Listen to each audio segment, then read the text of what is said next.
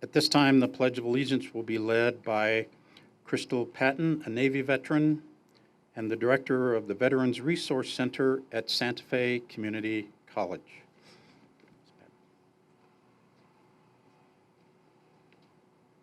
I pledge allegiance to the flag of the United States of America and to the republic for which it stands, one nation, under God, indivisible, liberty and justice for all.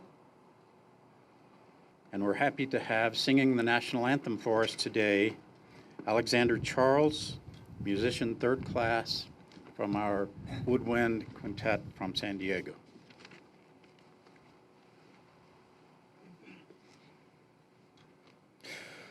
Oh, say, can you see by the dawn's early light what so proudly we hailed at the twilight's last gleaming, whose broad stripes and bright stars through the perilous fight o'er the ramparts we watched were so gallantly streaming, and the rockets' red glare, the bombs bursting in air, gave proof through the night that our flag was still there. Oh, say does that star-spangled banner yet wave o'er the land of the free and the home of the brave?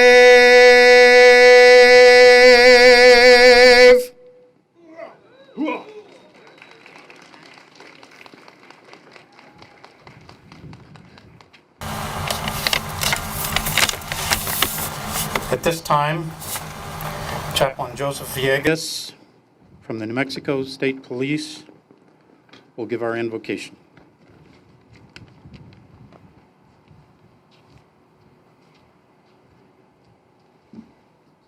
Sea por amor de Dios, mi Tata Dios, my Father God. Today we honor our veterans, worthy men and women who gave their best when they were called upon to serve and protect our country. We pray that you will bless them, mi Tata Dios, our Father God, for their unselfish service. Bless them abundantly for the hardships they face, for the sacrifice they made. We respect them. We thank them. We honor.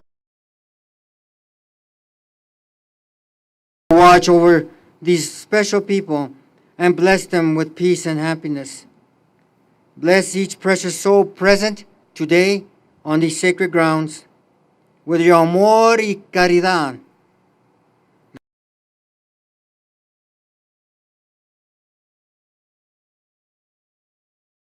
Amor de Dios, with the love of God. Así es. Amen.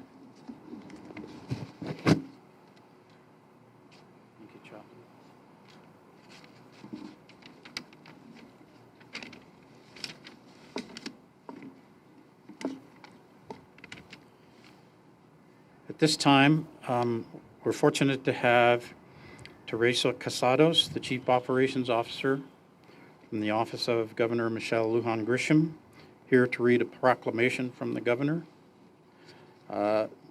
Casados, for those of you who don't know, comes from a very distinguished military family. Her father served in the National Guard and U.S. Army Reserves for 42 years. Her father-in-law served with the Army at the Battle of the Bulge in World War II under General Patton's Third Army. Ms. Casados.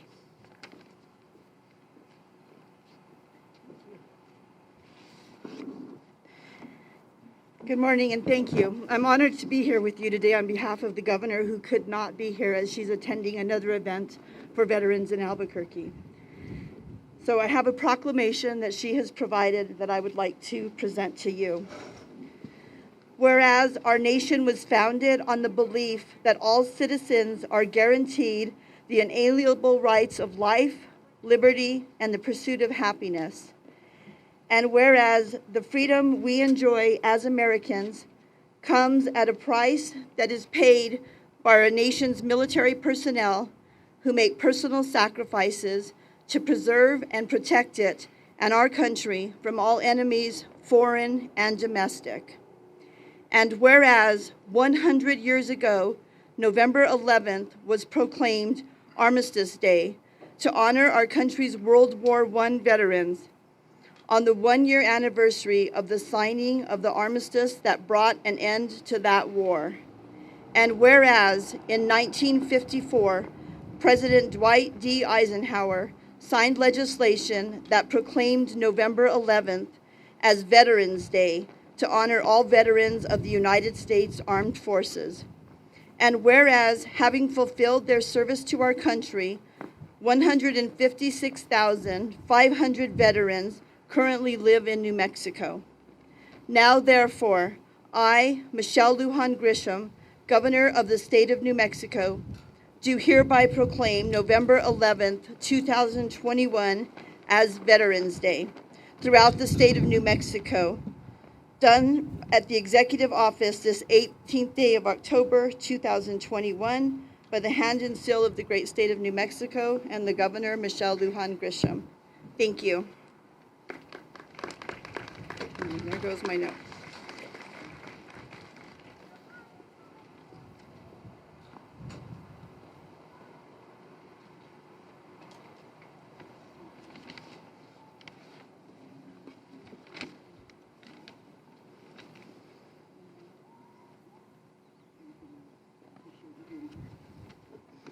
Thank you, Ms. Casados.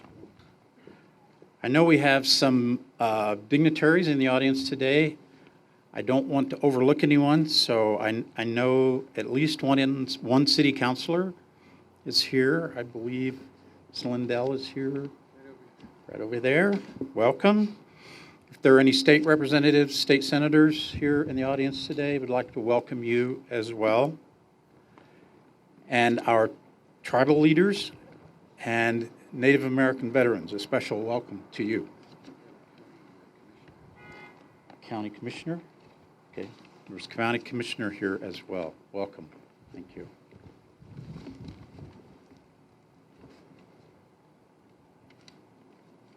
So at this time in our program, I'd like to welcome the Mayor of Santa Fe, the Honorable Alan Weber. Good morning, everybody. It is a joy, a pleasure, and an honor to be with everybody here this morning, once again, together, in person, honoring our veterans, their families, the men and women who are in the service now, families who have served in the past, given so much to our country, to our community. I think it is well known just how much and how many people from Santa Fe County, northern New Mexico, and the whole state over the history of the United States and of our community have served our people and have given of themselves to keep us safe and to make us proud. And to all of you today, thank you so much from the city of Santa Fe. Please, a round of applause for all of our veterans and their families. I also want to extend a special thank you to the Veterans Advisory Board.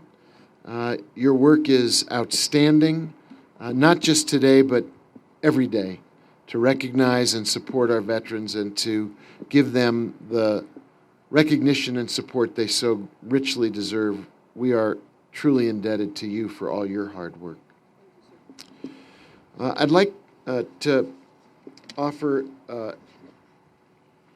proclamation of my own and then a small special recognition, if you'll bear with me. Also, I'm looking at our friends from the USS Constitution. We're so proud to have you here from the USS Santa Fe, from the USS New Mexico. It's Navy Week. I do encourage everyone here at this ceremony to be at the plaza no later than 2 o'clock to participate and enjoy the Navy Band of the Southwest and to recognize Navy Week. And you might also enjoy some of the vehicles that are on the plaza today as a special part of Veterans Day. With that said, I want to read this proclamation and then a special recognition, and then turn it over to our very special guest, the Congresswoman, to give us some words on this day. It's wonderful to have you here.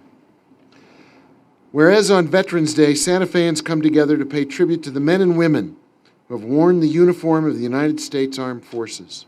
And whereas the city of Santa Fe is home to more than 5,000 veterans from World War II, Korea, Vietnam, Iraq, freedom, Afghanistan, and other deployments worldwide. And whereas our veterans organizations, their members, and auxiliaries have played and continue to play an integral part in our city's community outreach, and whereas the city recognizes the importance of these individuals and their contributions to the well-being of our community, and whereas this day and every day, we pay tribute to America's sons and daughters who have answered our country's call, and we especially honor those veterans from our great city of Santa Fe who have served and continue to serve in all branches of our military. Now, therefore, I, Alan M. Weber, Mayor of the City of Santa Fe, New Mexico, do hereby proclaim Thursday, November 11, 2021, as Veterans Day in Santa Fe. Thank you.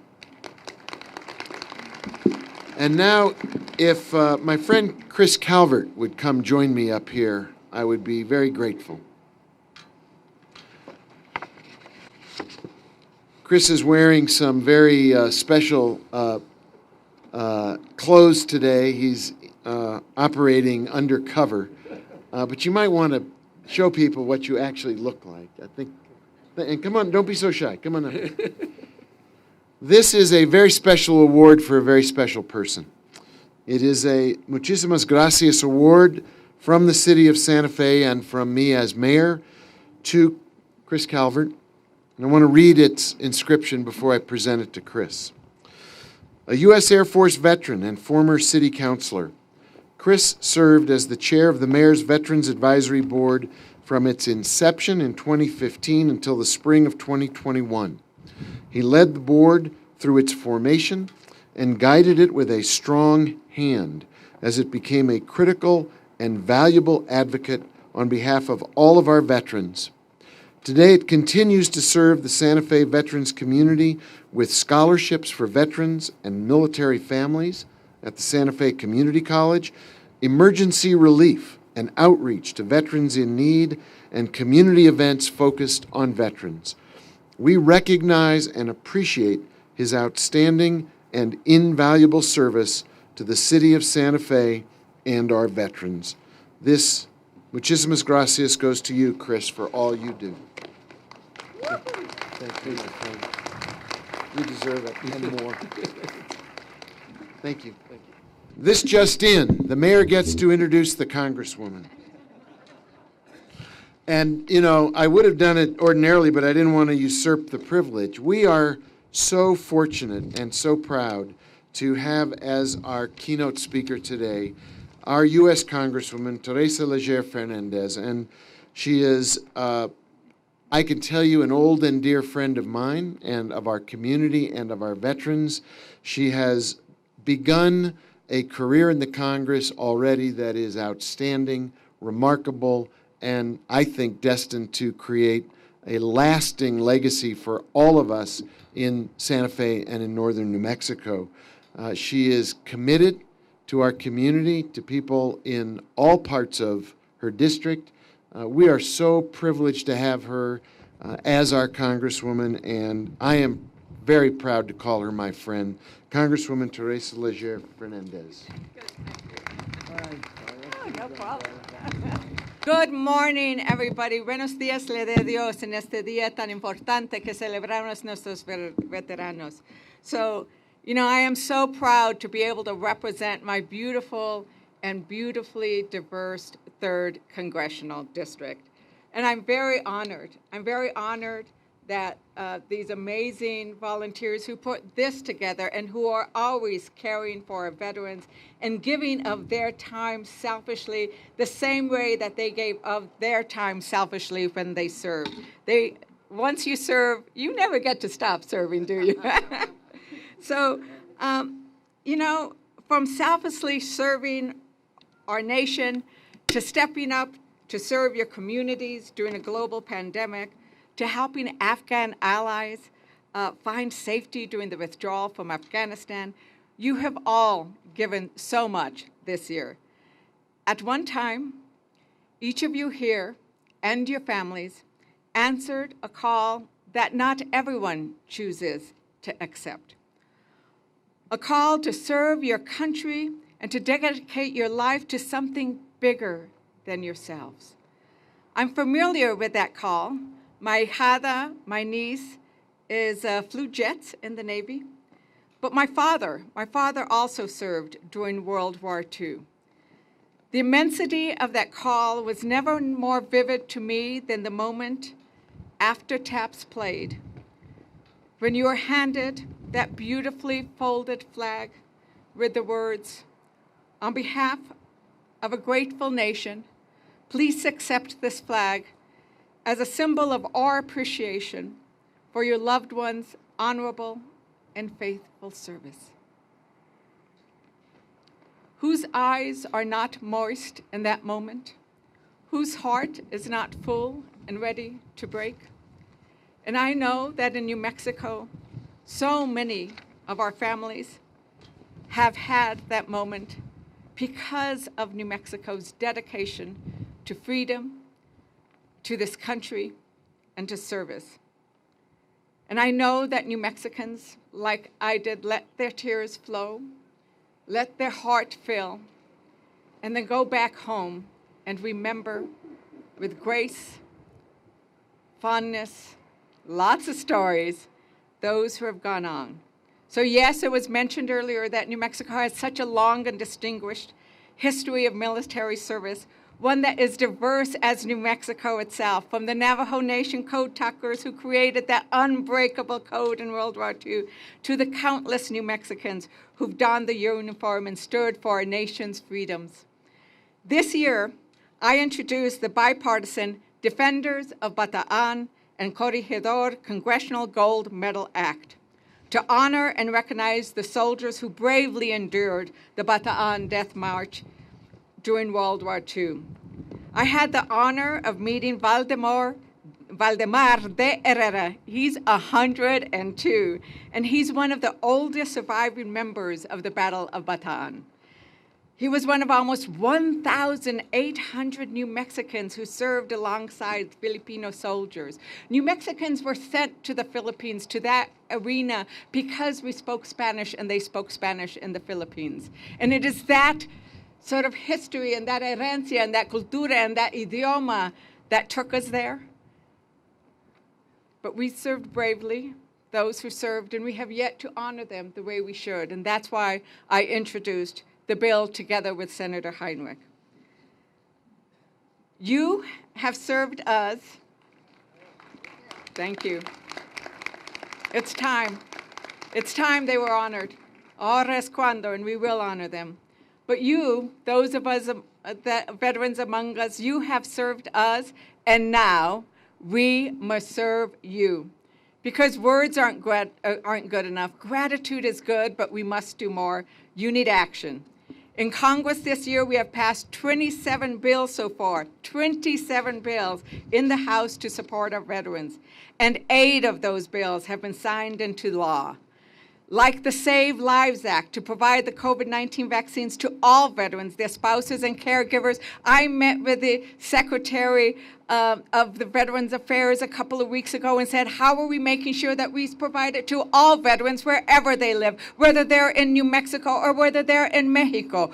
Every veteran deserves to have the care wherever they live with their family. And thank you. I'm also proud to have co-sponsored bills to bring high-quality, affordable health care, provide job training, housing assistance, and to expand and strengthen access to mental health care programs.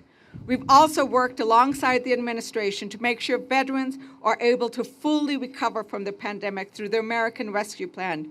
The American Rescue Plan provided $17 billion in support of VA's nationwide response to the pandemic.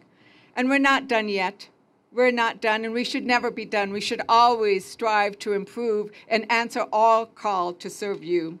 The Build Back Better agenda includes transformative investments, and I pledge to you I will do all I can to make sure that we achieve these. The House bill has $5 billion to build the VA's infrastructure and provide much-needed updates to support the structure that is meant to serve our veterans.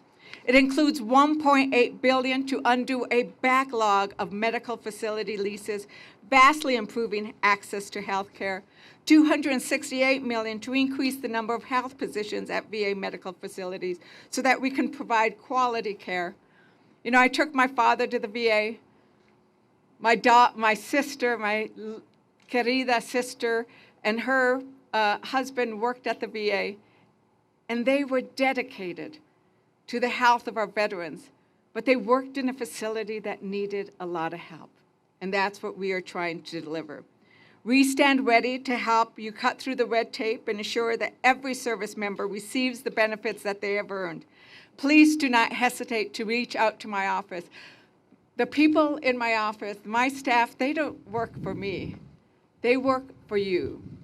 And they are some of the best to help our veterans. So please reach out to us because they serve you, and we want to make sure that you find us and we will help you. Carlos Sanchez is here. I want Carlos to stand up because he is amazing. Francesca is here. Jessica is here. Please stand up. Jennifer is here. Please stand up. So I want to thank, in ending, thank you for having me here. Thank you for the service you do. And may we always find such great pride when we look up and we see it hoisted high. So, muchísimas gracias a todos ustedes. Thank you so very much.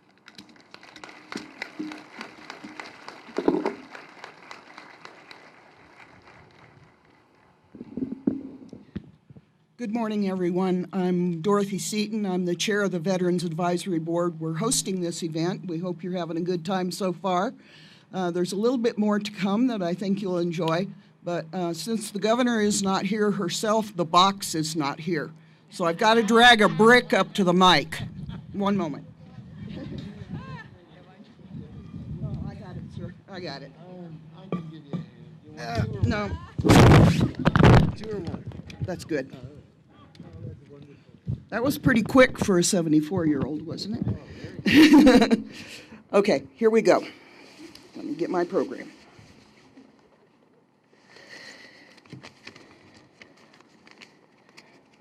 First, I want to thank my members of the Veterans Advisory Board, Jim and all the other members of the Veterans Advisory Board who are out here in the audience.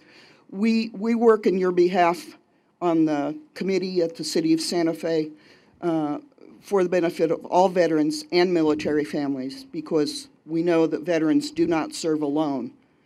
So that's what we do.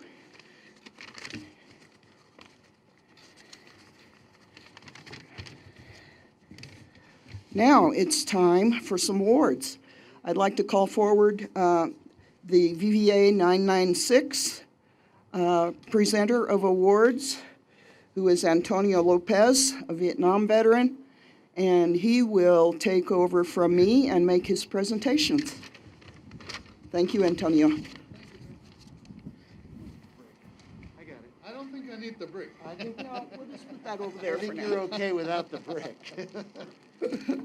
You keep it handy. Okay, thank you. Good morning, fellow veterans and all of those that support us. I'm here on behalf of the Vietnam Veterans of America, Northern New Mexico, Chapter 996. At this time, I would like the ladies of the Quilts of Valor by Northern New Mexico Quilt Guild to come up here, and Ms. Billy Russell.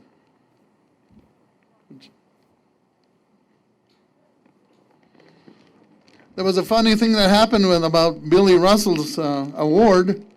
I had to go back and get it redone because the gentleman that made it said, in honor of his service. And I said, oh, Mr. Ortiz, Billy happens to be a lady, so would you please change that to her service? Command Sergeant Major Billy Russell.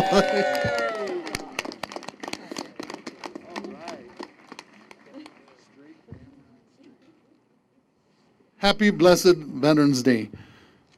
In honor of your Quilts of Valor by Northern New Mexico Quilt Guild, I would like to present this award to the ladies of the Quilts of Valor. And gentlemen. And the gentlemen, too. By the way, we have a gentleman in the bill.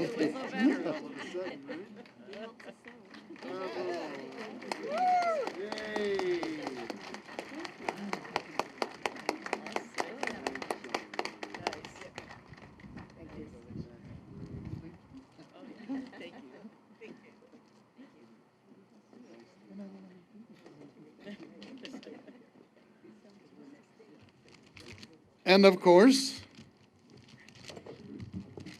where's Miss Billy Russell hiding? Oh, man, sorry. Major, would you come up here, please? All right. So, in behalf of the Vietnam Veterans of America, Northern New Mexico, Chapter 996, I award you the Farrell Udell Veteran Service Award. Congratulations, Major Billy Russell. I want to say I accept this on behalf of the group of Tugan 3, the veterans that meet every third Tuesday, some 200 of us, and they all served from World War II to Afghanistan, and I accept this on behalf of them. Thank you. Last of all, I would like to remind a lot of you that knew Farrell Udell and knew his wife, Jan Udell. She passed away this last year. So again, we thank the Udells for their awards. Thank you.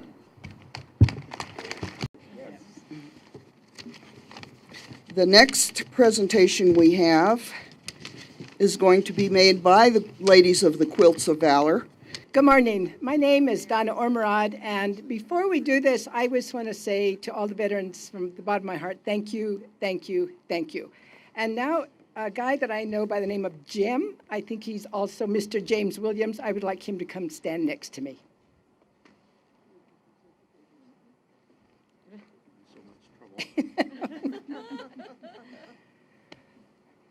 Jim, the Northern New Mexico Quilt Guild is very honored to present you with this Quilt of Valor and want you to know that we thank you very much for your service and sacrifice. This quilt was requested for you and made by me. Like I said, I'm in so much trouble. I think I'm going to be in trouble with him, but we'll deal with that later. The Quilts of Valor Foundation is a grassroots group of quilters from all across the U.S. In 2003, a quilter named Catherine Roberts had the idea of comforting veterans with quilts during the time her son was deployed in Iraq. Since then, over 269,505 quilts of valor have been awarded here in the United States, Germany, Iraq, and Afghanistan.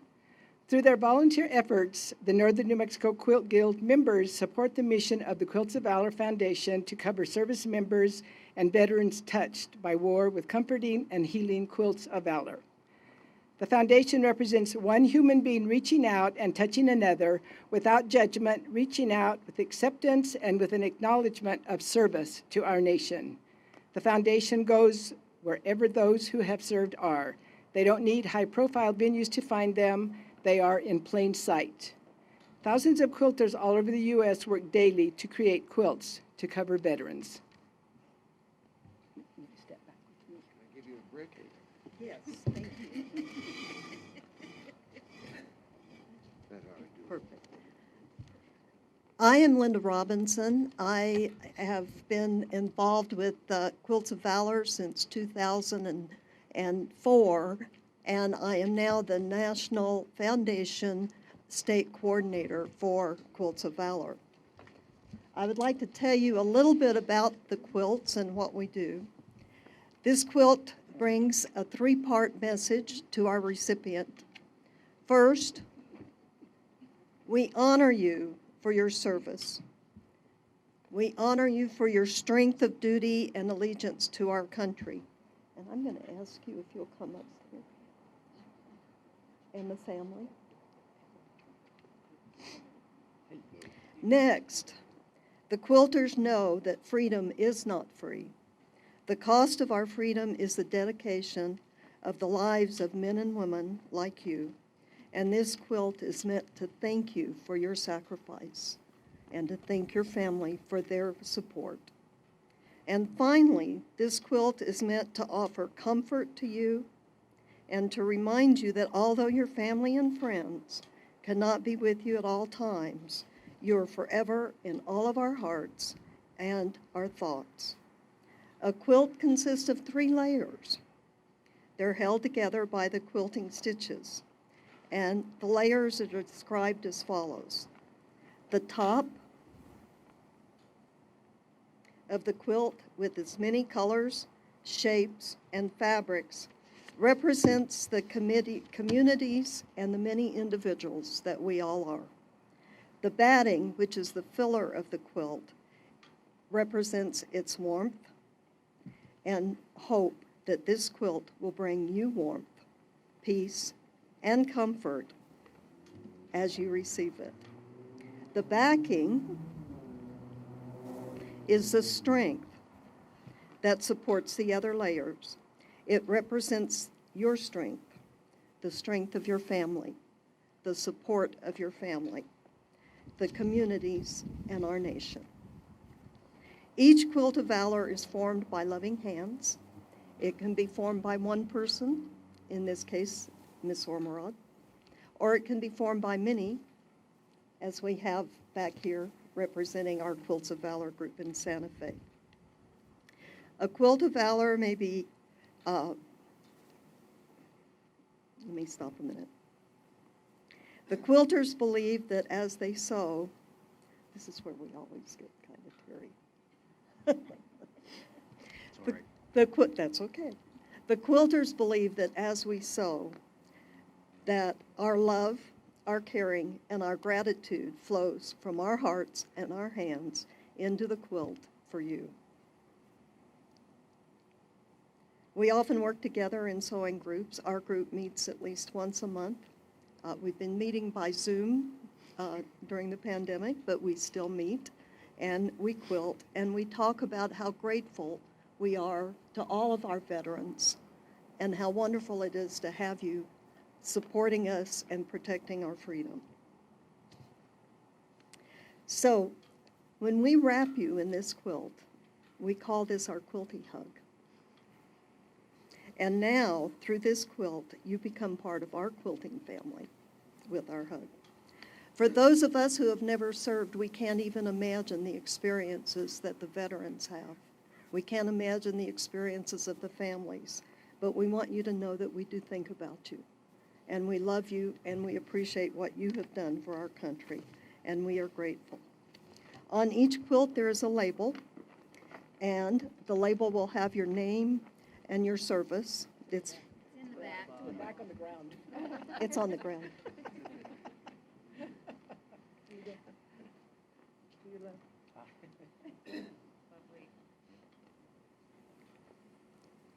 As of today, the story of this quilt becomes your story and the story for your family. We hope that you will keep this quilt with you to provide you comfort and peace, and we do want you to use it. And along with the quilt, you will receive a letter and a card and a pillowcase, which is our presentation case. Donald? Oh. Come on. Get up here with him. You don't need to open it. Okay, thank you. Yeah. So we really want you to use the quilt. You can use the pillowcase for a pillow, not to put your pillow in. Okay. Thank you so much, Mr. Williams, for your service. Thank you. Great.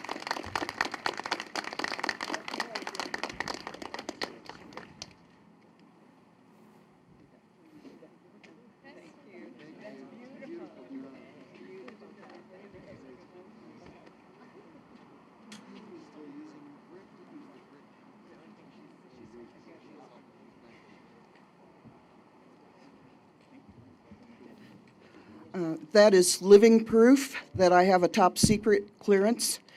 This has been in the works since late spring between me and Jenny, and we managed to pull it off. Next, I would like to call up Ken Dettelbeck, one of my fellow Veterans Advisory Board members, and a man who has done yeoman's work on a program that he will explain himself, and it will include some stories from military families. So I'll turn it over to Ken.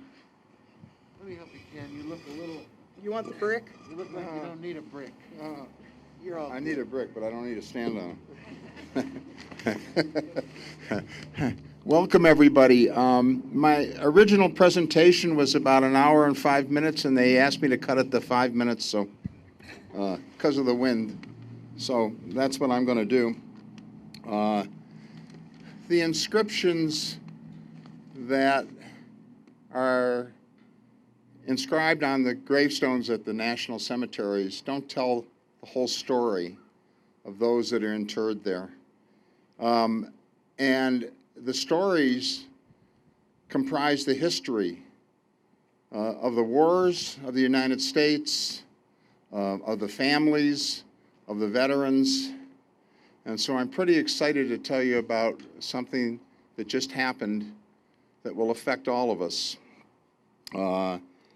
Just over 2 years ago, the National Cemetery Association, a division of the Veterans Administration, through its director of the Santa Fe National Cemetery, contacted me and asked, would the state of New Mexico like to apply for a fully funded program called the Veterans Legacy Program, and put a team together to apply and, if awarded, to operate a statewide program. The program is statewide. We have 2 cemeteries, one here at Santa Fe and one at Fort Baird in Silver City.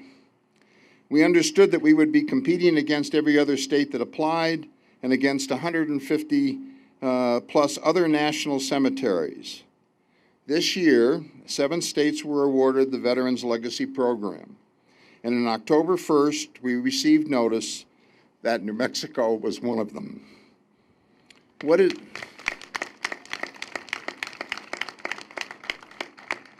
is the Veterans Legacy Program? The Veterans Legacy Program is a fully funded contract, next year a grant, from the federal government required to be put through an institution of higher learning to tell the stories by living families of their veteran relatives interred in the national cemeteries of New Mexico, and publish those stories in all ways possible. The Santa Fe Community College, with a tremendous help to get the program, was awarded the contract on October 1st. Santa Fe Community College will administer the contract, provide certain assets to its success, and involve its teachers and students as participants. All participating students will be trained to research and interview the families. And they will be paid, the students will be paid $19 an hour to do so. So it's an education program as well. I would like to publicly thank Senator Jim Trujillo and Councilwoman Senia Lindell for moving resolutions through your legislative bodies. It helped tremendously. And Councilwoman Lindell wherever you are, okay?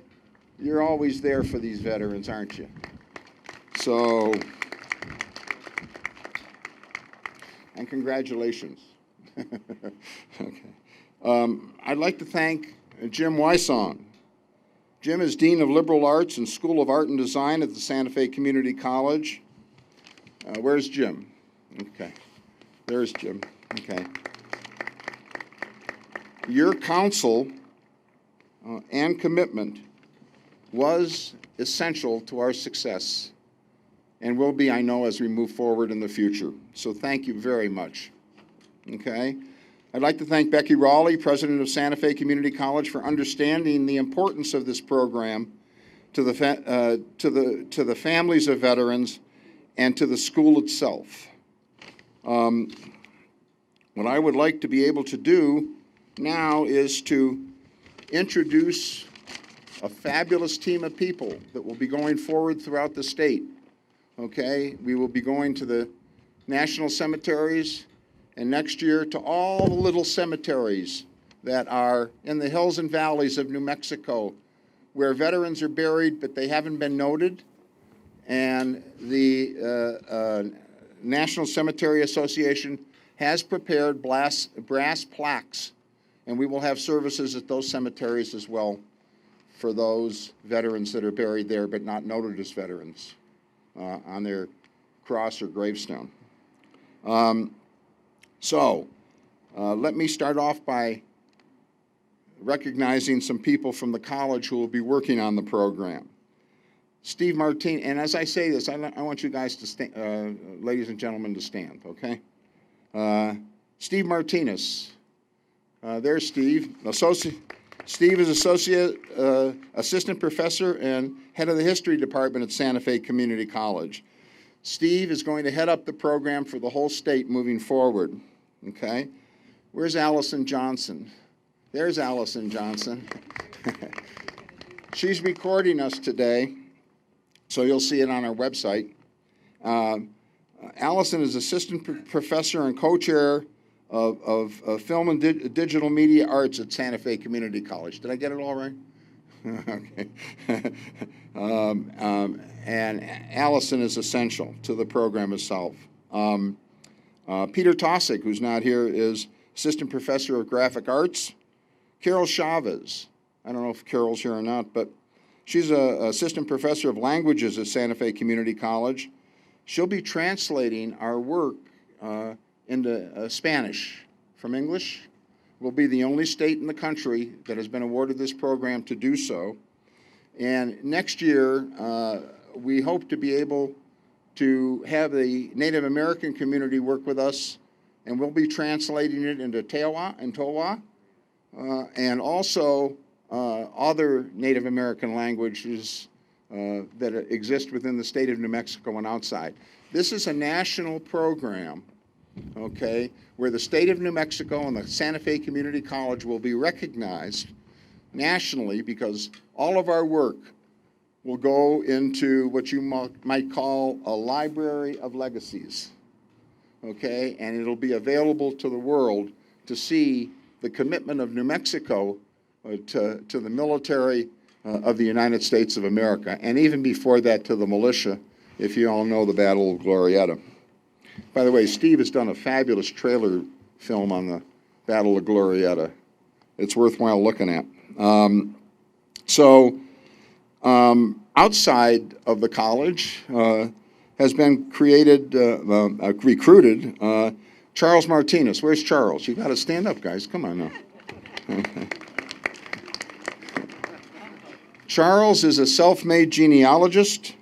He's a guru of the archives of the state of New Mexico, and he is also a historian for the New Mexico National Guard. And Charles will be training the teachers and the students how to do the research, and he knows where everything is, I'll tell you that, okay? In addition, hold on a second. Oh, no, that's not, okay.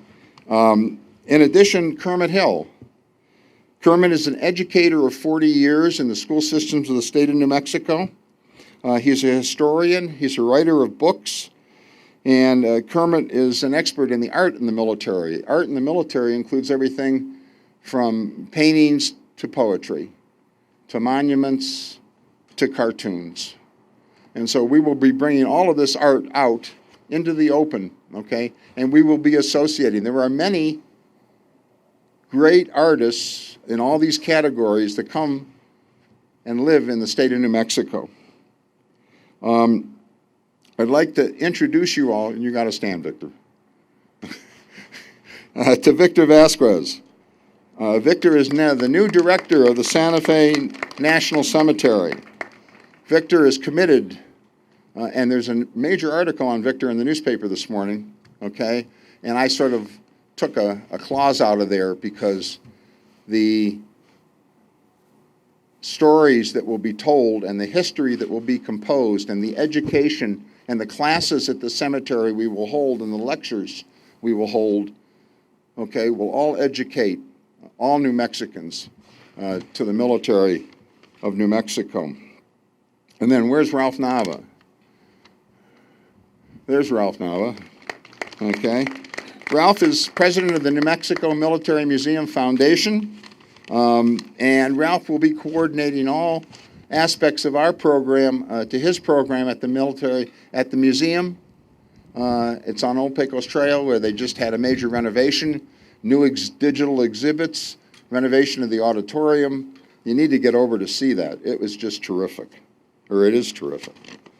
Okay, so, am I over 5 minutes? Okay. Yes, I did. I took the brick away. Okay, and I want to thank you, Victor, for all your commitment, okay? We got two stories to tell you today, okay? The first story is of Pancho Nava. Pancho was one of 18, and I think it might be 19 now. No, it's one of 18 Santa Feans that were killed in the Vietnam War. And his story will be told by Major General Kenneth Nava and his family. Major General Nava is the Adjutant General for the New Mexico National Guard, and we appreciate him being here. And the second story will be told by John Romero. John Romero is lead pastor at the Ascent Bible Church on Galisteo. He'll be talking and telling the story of his father, Juan Romero, who was a Korean veteran, and John and his family will tell that story. So let's get going with the stories, and I'll get out of here. General Nava.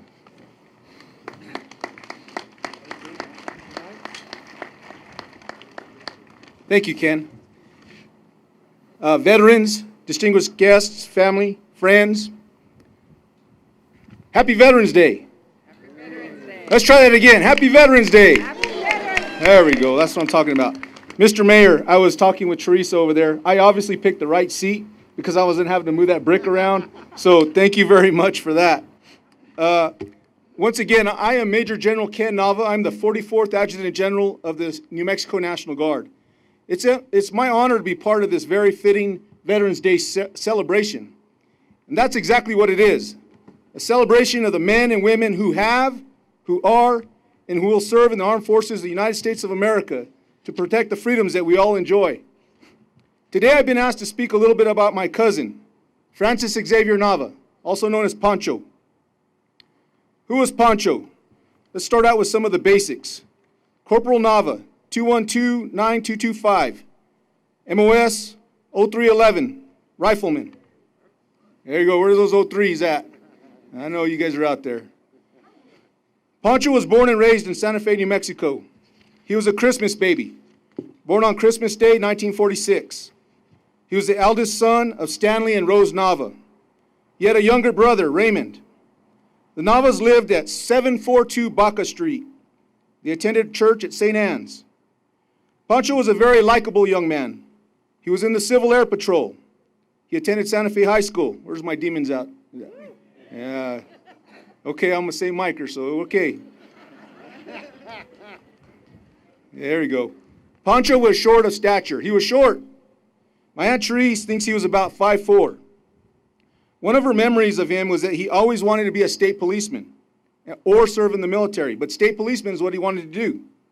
There are plenty of Navas that served in law enforcement, and poor Pancho, he tried everything he could do to stretch himself out. She remembers him hanging upside down, doing everything he could, trying to get those extra 4 inches that he needed.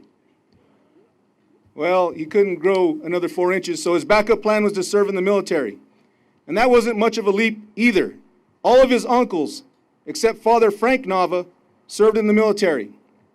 His dad, my Uncle Stanley, served in the Army. His mom, my Aunt Rose, served in the Marines. He worked at the movie theater, and he'd sneak his cousins in to see the movies for free. My dad, Ralph Nava, sitting over there, he remembers the elaborate electric trains that he had. The train set was so big they had to move all the furniture out of the living room to set it up. My dad also recalls the uncles sending all the kids to the other room so they could play with the train. 18-year-old Pancho was the first Santa Fe recruit to join the Marines in their newly rolled out 120-day delayed entry program. He enlisted in February of 1965. Enlisting in this program allowed him to finish his high school education, guaranteed his training dates, made him exempt from the draft, and started accumulating time for pay, promotions, as well as time towards his service obligation. He was the first from Santa Fe to enlist in that program. When Pancho finished his initial military training, he stopped by my Grandpa Nava and Grandma Nava's house.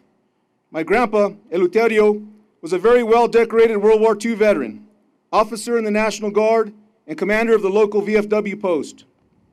Pancho told my grandpa, "I don't know if I should salute you or hug you." My grandpa's answer was for him to give him a hug. Pancho was a gentle person, and everyone loved him. He was very proud to be a Marine. It's funny what things we remember.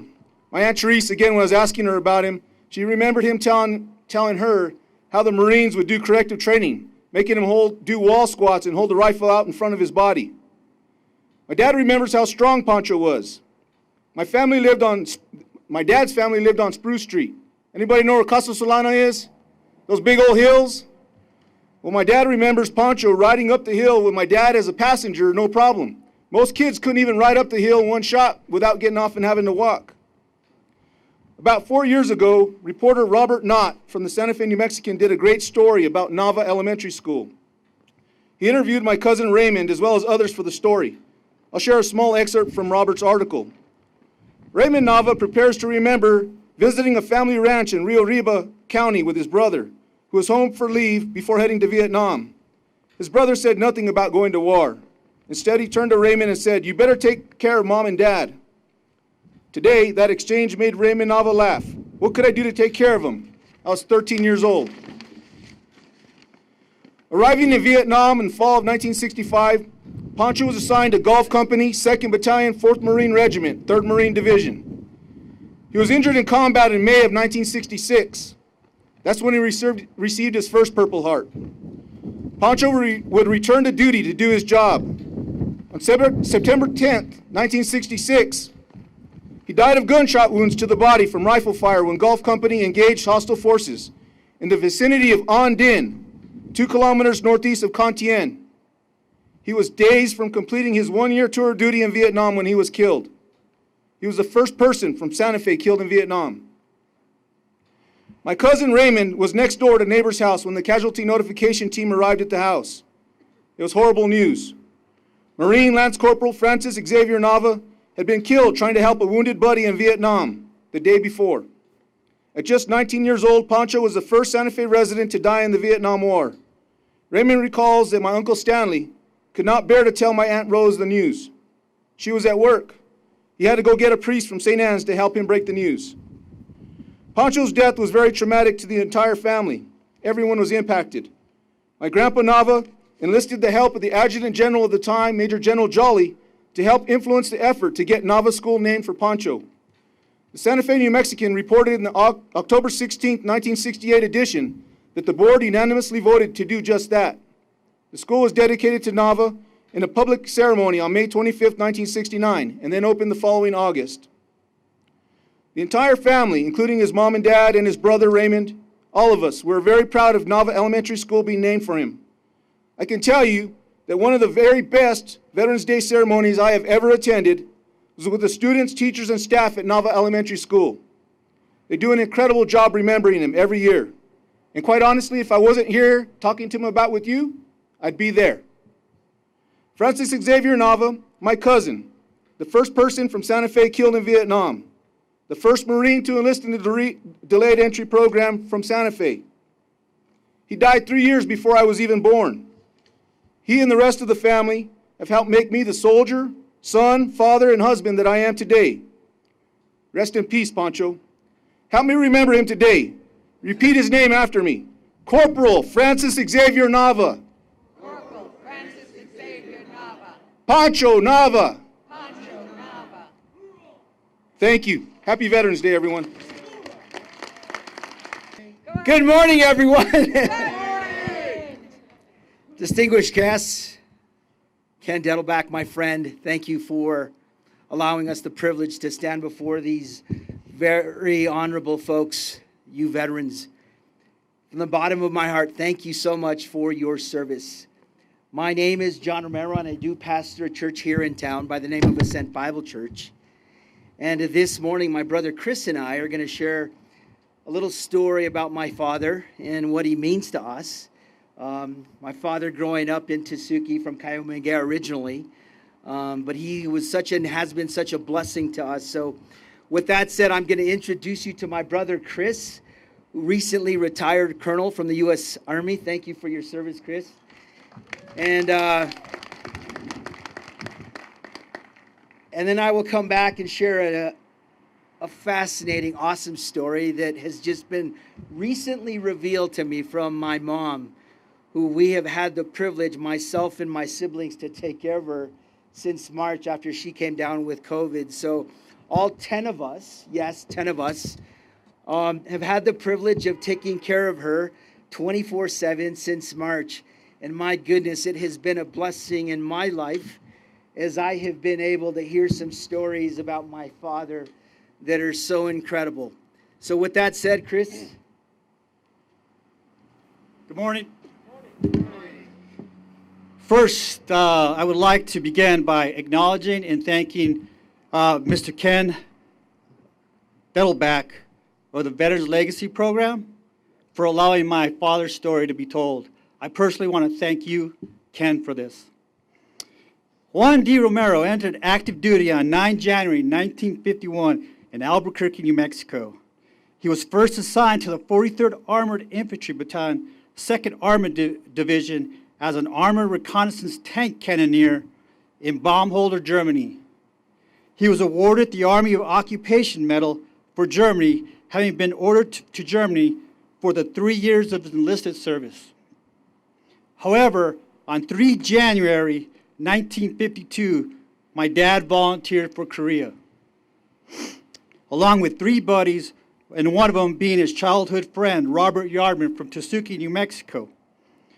My dad would tell the story that the four of them were challenged by a World War II sergeant to seek combat. And so he did. They volunteered for Korea, all 4 of them. My dad was assigned to the 7th Infantry Division as a heavy weapons infantryman, changing his military occupation specialty as it was required by the Army for volunteering for Korea. He was assigned to D Company, 32nd Infantry Regiment, 7th Infantry Division, while in the Far East Theater, earning the Army of Occupation Medal, Japan, the Korean Service Medal with 2 Bronze Service Stars, the United Nations Service Medal, and the,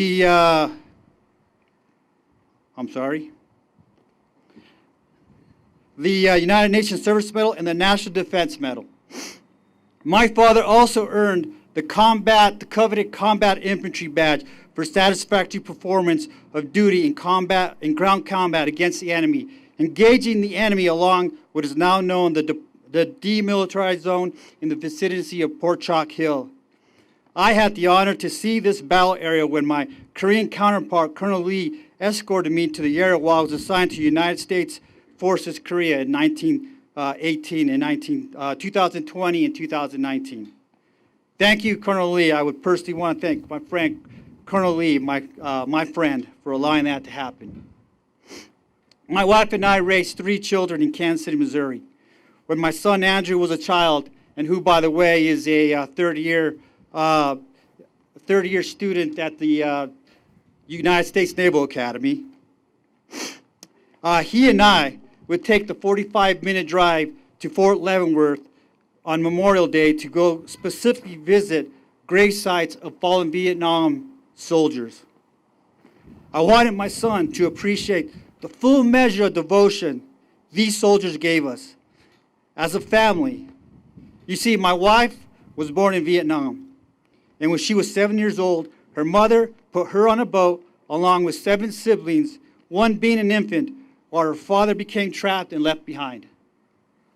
My wife and her family left their country as boat people for a better hope, the United States of America. On the fateful day of April 30th, 1975, when Saigon fell to the North Vietnamese communists, she left on that boat. So I want to thank my Vietnam-era brothers and sisters for your devotion in giving that hope to my wife and my family and my children.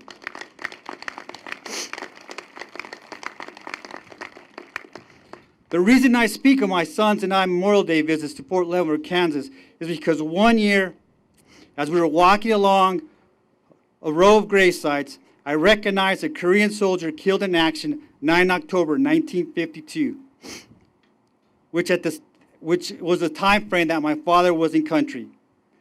However, the more distinctive piece of information that from that beautiful white grave marker was the inscription, 35th Infantry Regiment, 7th Infantry Division, Korea, my dad's regiment.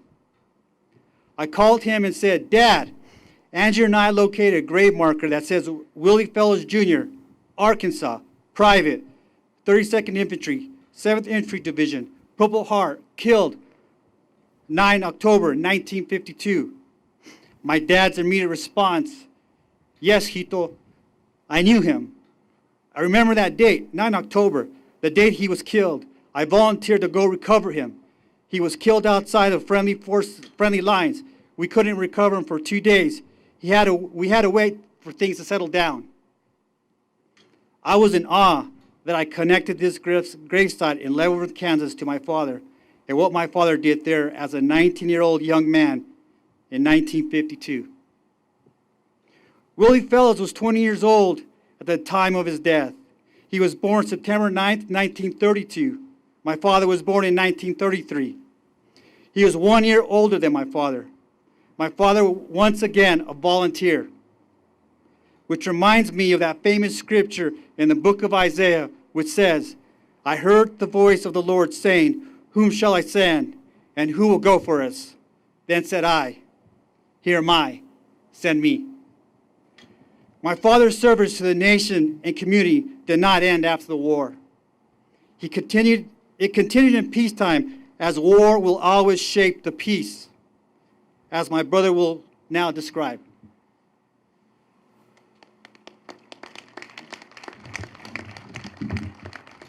Thank you, Chris. I hold in my hand a document that was kept in my mother's house for years that we now cherish as a family.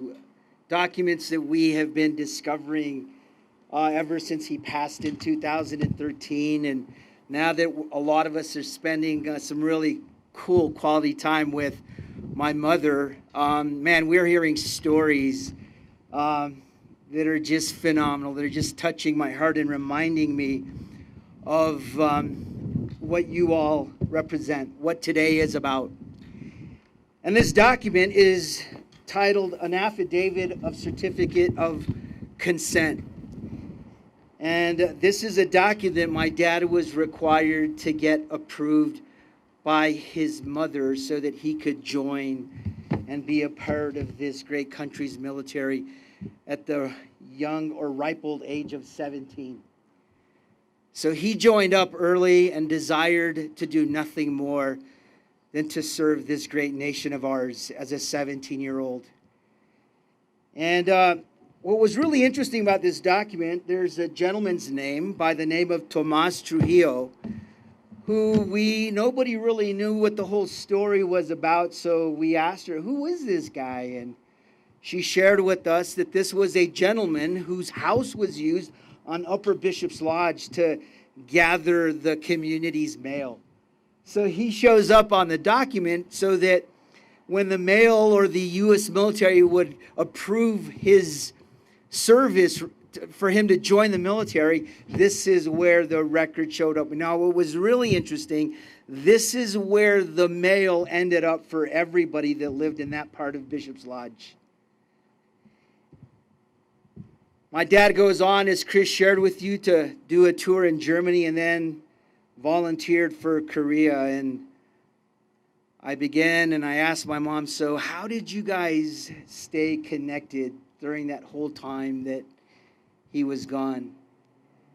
And she shared with me how he continually would send her letters and reminded her as often as he could how much he loved her and couldn't wait to come home.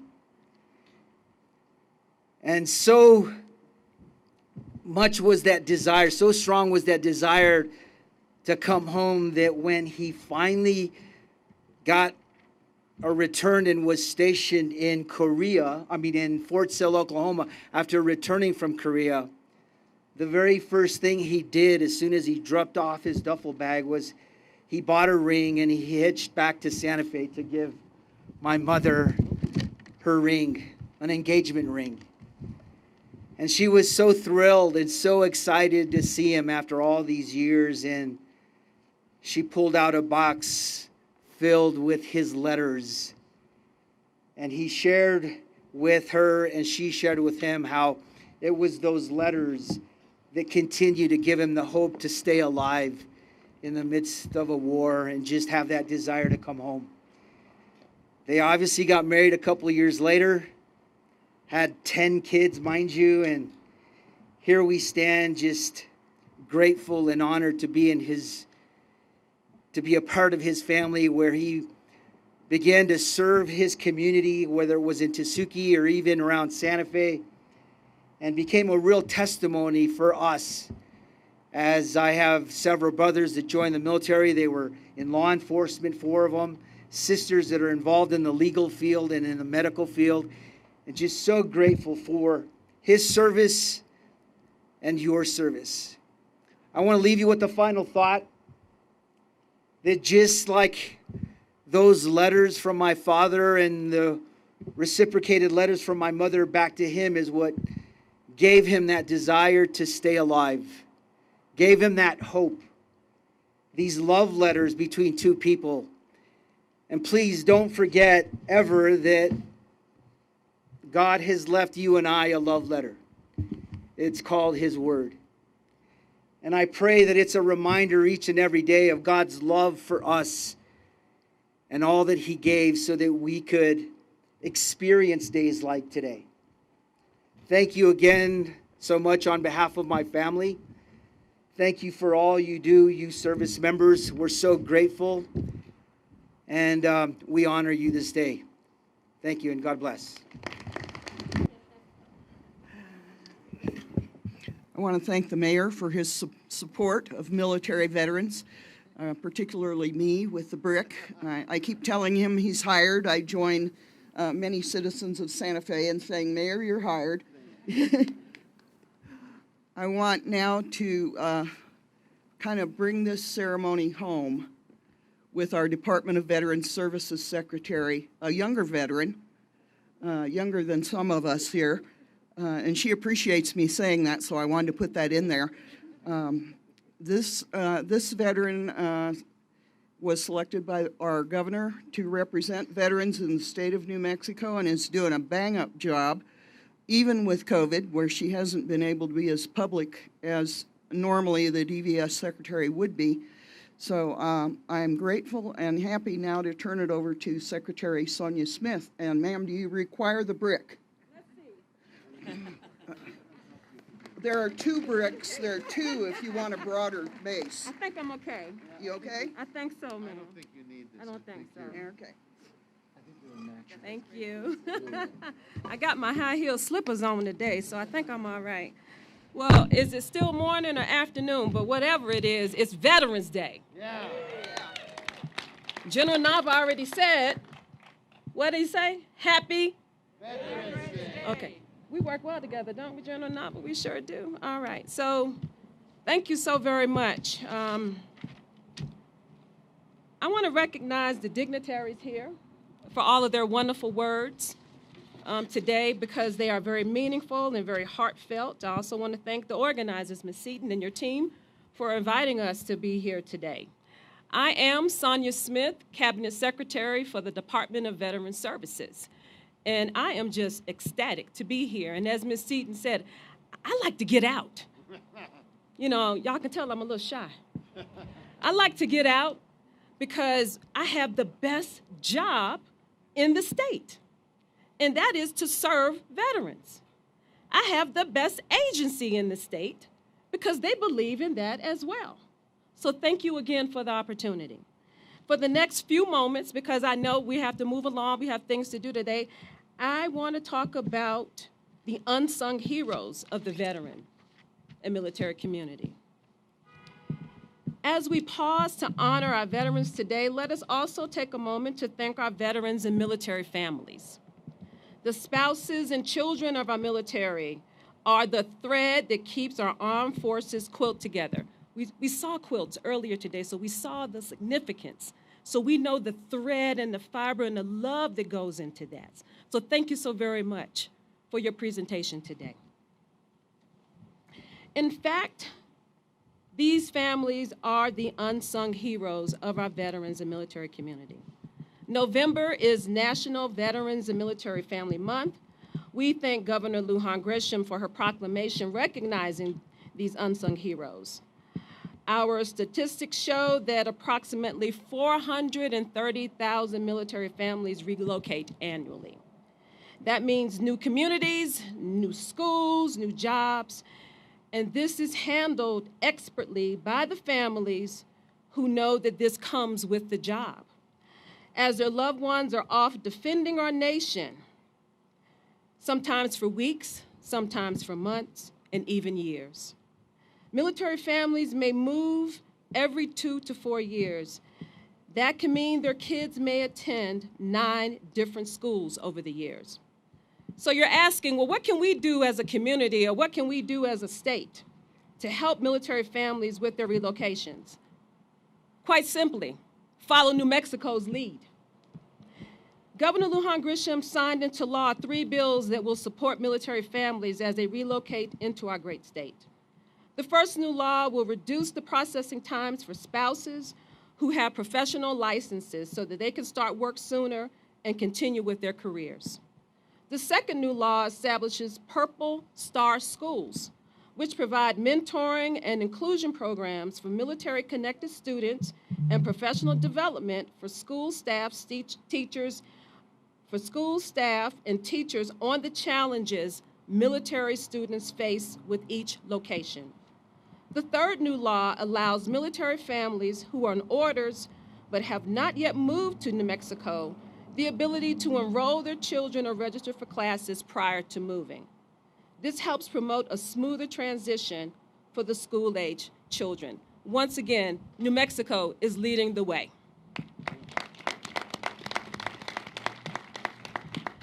At the Department of Veteran Services, our motto is, every day is Veterans Day. But as I said earlier, we pause today to pay special tribute to those who have served. I'm proud to add we're also here to help our veterans and military families. Please do not hesitate to reach out to us. On behalf of the Department of Veteran Services, happy Veterans Day. Thank you. Happy Veterans Day.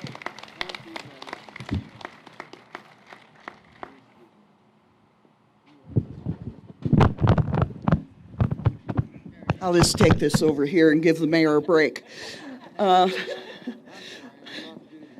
Yeah, you missed your cue, Mayor, but we're good. I just want to close up this ceremony by thanking you all for coming and sharing this morning and this day with us. We do this on an annual basis. We love to do it. We love to see you all here. Sea por el amor de Dios. Espíritu Santo, ven, ven. Espíritu Santo, ven, ven. Espíritu Santo, ven, ven. En el nombre del Señor. Lord, our rock and redeemer, thank you for what you do for us. That you are unchanging. Your character remains the same yesterday and today and forever. Hear our prayers, our oraciones, on behalf of all the veterans that have fought to protect our freedom. We ask that you pour out abundant blessings, bendiciones, on them. As their circumstances changes, we pray that they would find comfort in your unchanging love, amor, and care, caridad. May your love, your amor, provide joy in their hearts. May your hand provide strength when times are hard, and may your spirit, the Espíritu, provide peace in their souls, in their almas. Mi Tata Dios, secure me with your shield of amor y caridad, and with your holy breath. Chikoti Otesa, así es. Amen.